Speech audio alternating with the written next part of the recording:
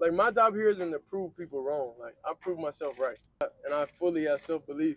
Oh no, he hit that. The most talked about fifth round pick probably ever continues on day 2 of rookie minicamp. Now we already watched his interviews, but we probably started off with an interview that he went pretty viral with. But more importantly, it's another day of him staying late after practice, doing real QB1 things. Obviously, in the interview, he carried himself with the regular humble, the regular, really likableness that he's had throughout the 4 years of college football and throughout the media events that we've seen him at. And, I really think that he's going to continue to kind of break some of the misnomers about his play. And more importantly, he's putting some dots, some dimes on film. Dillon Gabriel has shown that he can spin it too. Don't you get it forgotten as well. And now Kevin Stefanski is having to answer some hard questions already. So today we're going to review day 2 of mini camp. We already talked about the Jaguars. We even talked about the Buccaneers with Shiloh Sanders. Shiloh Sanders actually shouted out his little brother and said that he missed him. But no, here it is directly from Scott Petrick, and some of the clips are going to be from him. He's at the training camp at rookie minicamp, and he is staying for the second day in a row, 20 minutes after everything is over, to make sure he can get some extra work too. And I think this was a really powerful quote from him. I mean, thank you for saying that, because I don't like my job here isn't to prove people wrong. Like I prove myself right. That's and I fully have self-belief, and what those people say, that's just their opinion. So I don't truly care. They don't really live in my mental space about that type of stuff. It really doesn't do anything for me. I like to hear that. And again, this is the mindset that I was pretty sure that he had. But all that really don't matter if you ain't dropping some balls. And you got the Browns tweeting them out. You got everybody was tweeting about this one particular throw. And I think this is the other side of it here. The ball placement, which is nothing new to him. I mean, come on, dog. Did you hear them on the field? They said, "Ow!" They said, "Oh no!" He hit that thing where he put that thing in nasty. You got an inside fade. Ball. Ooh, hey man, that boy got some placement. That boy got some placement. Now, I do want to see, is this a completion? Hold up. Let's see if this is an NFL completion or a CFB completion. He gets He's got one. Did he get the other? Oh, I don't know if his toe dragged right there. As long as his toe dragged right there, that's a touchdown. But that's close. But here it is when it looks at it. So he's actually given it's almost like a man look. It's giving kind of this man look because you have flat here, and then with that you have this defender who moves, and he's gonna stay glued right here. And then you have this defender moving on this what's it called, inside fade, and Shedeur sees it instantly. So for all those who say that he can't recognize or he can't read defenses, let's watch Shedeur here. Let's watch him get the hike, right? He's gonna look left, okay, and he's gonna go. Now he's going to go center of the field, right? And now he sees his tight end probably uninterrupted sitting, okay. But now he also, and I love what he's doing with his feet. Oh, my goodness. I know I was like, he's hopping around the other day. But again, I was like, it could just be the drill. That's clearly the drill, because do you see, watch his back foot. Boop. Let's go ahead and get our body position. So I'm reading, and I'm going to start seeing this. And as he's processing, his feet are where they need to be. If I'm going to throw over here, right? They're lined up. They're not still lingering forward where he was looking. Okay. So boom, he's gonna pop. And oh yeah, he likes it. Now he likes it. That he went from reading here, reading, body there, ready to throw, but he's getting to the top of his drop. Right here, he could hitch and throw up, in the center of the field. But what he's gonna do? No, he keeps his eyes going. And he gets his body all the way around, gets ready, and look at that. And this is what people talk about when they say polish, dog. I look at just the slight, boom. He points his body right where it needs to be. And again, this is where he decides to throw the ball. He's throwing the ball right now. So he sees, oh, no safety help. He sees, oh, my inside fade. I've got the leverage on this right side. This cornerback is just chilling, and I've got all this space that I'm going to manipulate. So not only does he throw the ball, he doesn't just throw this inside fade, which sometimes you can throw it over. He throws it back shoulder in the only place that his guy can get it. Now, does that toe come down? It did. You can see it. You can see it hit and move. Boop. Yep. You see the momentum stop. Boop. Yeah, that's a Tony toe tap right there. That's a Tony toe tap and a phenomenal throw, a phenomenal process. And again, look, they don't have pads on. The bullets aren't flying yet.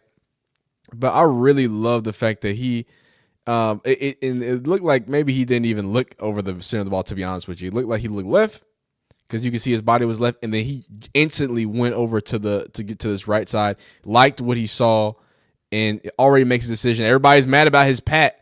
Oh, well, they pad the ball so they can see it. This was lost. Well, again, y'all don't play man coverage, so y'all probably wouldn't know why he's able to just pat his ball. No lineman here or nothing, so nothing help it out. I thought patting the ball was going to allow people to magically see it.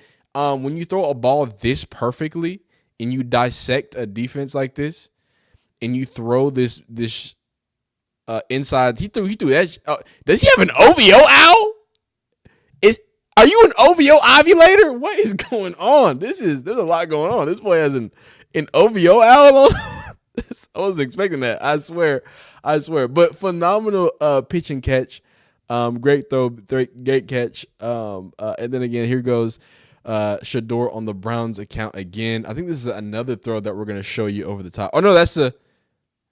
Okay, so this is, and I couldn't find any other good angles of this except for what I'm about to show you. But this is, again, the bread and the butter of what Shedeur does, dropping it in the bucket, right? You know what I'm saying? And then, again, look at the feet. Everything is just so, it's just so clean. It's so clean. Boom. And then he just drops that thing. This is what it looked like. What's it called? And I know, again, it's on like a weird thing. It looks like they're in man again. So he sees it. Oh, man. Look at how he's throwing this thing. He's throwing these things in rhythm, boy. Ripped that thing over the top. And just the ball placement, even when he has this open wheel, it looks like it's a wheel route. Look at where he puts it, though. With this defender closing, he still puts it on the outside there for him. Give him some space to protect himself. Like, man, oh, man. Man, oh, man. And then, of course, and I know this looks a little potatoey, you get him layering the ball. I mean, and this is on a dig, or is this a Dover? I think this is a dig. Boop. Yeah, this is a dig. He loves hitting digs, man. Him and Jimmy Horn would hit some nasty digs right over the middle. Phenomenal to see. Now, also something to see. This was kind of crazy, right? And I know some people are anti-Dillon Gabriel, right? But I'm not going to disrespect the young man. He didn't ask to be drafted. He just wants to show up and ball. And as a guy who's gone from UCF to Oklahoma, which technically, since you were Oklahoma Sooner, I should hate you, son. Right, but from being an Oklahoma Sooner, then to be in Oregon, to lead his team to the playoffs, obviously great roster. But the kid can spin the ball, he can whip the ball, he's doing some good things, and I think he's gonna again continue to. If you ever know anybody who runs or does track or specifically long distance running, you know what it's like that run with somebody and have somebody pushing you. I think that this is, again, only going to benefit Shedeur, having somebody like Dillon, who's not only is he dynamic, but he brings something different with that left-handed ability. I think that it flips a lot of the things, not only for the offense, but for the defense and how they have to react to stuff. So I'm going to give him an advantage, but this is some very nasty things. It's not only... So to all you Browns fans, I just want to point this out. It's not just the Shedeur, because y'all be getting mad at the Shedeur fans. Don't be doing that, man. Because if you're gonna make them mad, you can't handle it. Hey, it is what it is. But it's not just the Shedeur fans, quote unquote, that are mad at Dillon Gabriel. It seems that what's it called? And it doesn't really matter what he's saying, because again, we're not here to listen to him. This is the nastiest thing ever. And then he's mouthing it. I'm taller than him. I'm taller than him. I'm taller than him. Like, and I get it, dog. I get it. You're 57, 47, whatever, however you old are, unk. You got the ultimate beer belly. And these things right here, these beer bellies is like, y'all watch Ed, and Eddie? Jawbreakers. These things got the tenacity of jawbreakers. I haven't touched one, but I've seen them just bounce things off of them like a Kevlar vest. I've seen 6-year-olds and 12-year-olds even bounce off of these beer bellies. These things are harder than obsidian, son. So shout out to him. But just being a weirdo, like I think we can all favor Shedeur and want Shedeur said, because hey, if Shedeur starts for the Browns, that's going to be some of the most entertaining thing. How can the Browns mess that up? They're going to find a way to mess it up, sadly. But it's like you get this guy who, clearly is very confident, very, very cool, great under pressure, has this Brady mindset. You know what I'm saying? Like, why wouldn't you want him to start, right?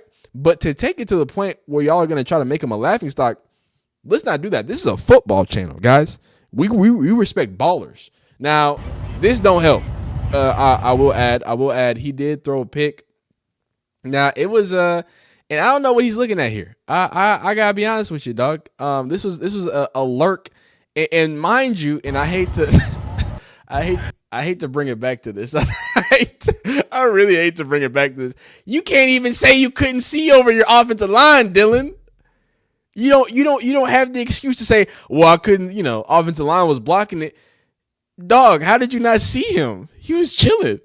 So you don't just throw it to one. It was really a double. This is the window he's trying to force it in here. And again, I guess this is what he's seeing. You got to put that thing up there, though, dog. He seems to kind of drill it a little too low. But great play. Like, this is a really good play. Again, he had to get up there to get it. He had to jump high and fingertip it. So clearly he had the good idea. He wanted to go over the linebacker and try to put this on probably the edge of the the end zone there. It just didn't have enough uppage. I don't think that's the way you should say it. Uppage. It didn't have enough height for him. But again, that thing is still pretty coming out of his hand though. That thing's nice and pretty. And again, see some dots from Mr. Gabriel.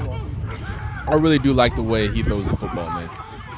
What's it called? Now, left-handed throws, and I'm no quarterback coach, so you know what I'm saying. That plus, him being left-handed, which makes things look weird, and me not being a quarterback coach, I can't really tell you if he's looking smooth or whatever. But I tell you, every single time that thing comes out of his ball, wow. I am so sorry. Every single time that thing comes out his hand, when I seen him throw that ball, there's a lot of zip, there's a lot of fire there, and it's a lot of good stuff. So let's hear from Kevin Stefanski on day 2. Apparently he had some questions about what's happening with the quarterbacks, like he's going to get asked every single day. One play from Dillon's college career and said, "This is why this guy could be an NFL quarterback."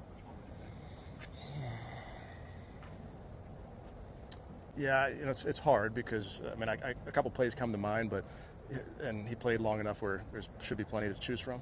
But yeah, I think you should probably, as you look at quarterbacks, I think watching those third down plays are really important in the evaluation of quarterbacks. That's always been that way, and something that I think with our quarterbacks we definitely value those plays on those money downs when it's in the fourth quarter and you got to make a play. I like that. I know this is a prime account, so they're trying to spin it like it's negative. Really, I think that question was, I don't know, the media is, and I really hope that what this does expose is how kind of silly NFL media is, and just sports media. I think for such a long time, they don't really get any attention unless they ask crazy questions. The problem is they ask a lot of dumb questions, and then every 7th or 17th dumb question is actually a crazy question that goes viral, and then people, he's a dummy, and people can get, whatever, make jokes about the media. But I mean, what kind of questions? I remember when Travis Hunter first got there, and I'm not saying that the media members are terrible or whatever, but they're definitely, the questions that are asked is like, yo, is that what we're spending our time on? They asked Travis Hunter when he got into his intro press conference. He's like, so game on the line, 1v1, the wide receiver Travis Hunter versus cornerback Travis Hunter. Who's gonna come down with the ball? It's just like, dog, are y'all like, are you making a short out of this? Is this content, or are you media trying to obtain intel and trying to get things? Because that's what you're supposed to do. And again, you don't want to be. I understand trying to toe the line of not being too rigid, right? But I mean, can you pick a play or a reason why the quarterback, like what? I evaluated him over months of time. Like that's why I think he's a good quarterback, right? So I think it's a weird question, interesting answer. Hey, y'all know how I feel about third downs. If y'all watched in the season with me, every single time we did a game breakdown or a game preview, we always talked about third down efficiency, and having the ability to move and scramble like Dillon Gabriel can. And like I told you, the wonkiness that the defense has with a left-handed quarterback. Hey man, he might be a third down guy, but Shedeur has been looking absolutely just as advertised, just polished, clean as can be. I really liked when he talked about, hey, the other day where he was talking about like, hey, I'm going against myself, right? It's just me versus me. And it does feel like as much as people try to make this Dillon Gabriel versus Shedeur like a thing, when I watch the clips, it feels like they're, again, it's two different things. They're just attacking the offense in a different way. They're the way that they're going about it is different. Dillon, it seems to want to hop, boom, get that thing out. Still attacking the middle of the field, but he wants to get that thing out. And where Shedeur, it almost feels like he's hunting. And then he goes back to quarterback play. It's almost like he's hunting for the best play to be made. You know what I'm saying, through his processing. But again, hey, it's only 2 days. I could be over extrapolating. I could just be building something out of nothing that ain't what anything else is. But like I said, hit the Browns page because he had a few more things. But these are more the kosher answers. It's a coachable group. He likes them. Hey, everybody's coachable, right? Everybody's coachable. But again, Shedeur Sanders staying after. Dillon Gabriel had the pick, but Shedeur also had some pass breakups. But man, he's looking clean. He's looking good. Y'all let me know who you would start at a quarterback right now down below in the comment section. Like this video if you like it, dislike if you don't like it, subscribe if you enjoy football content of all shapes and sizes. Really appreciate y'all. Appreciate the support. It's been absolutely phenomenal. Cannot thank y'all enough. That's how you like it. That's how you subscribe. That's how you do all that fun stuff. Where you are great, keep being great. You knew you were great. I was just reminding you how great you was, man. Appreciate you. See you next time. Peace.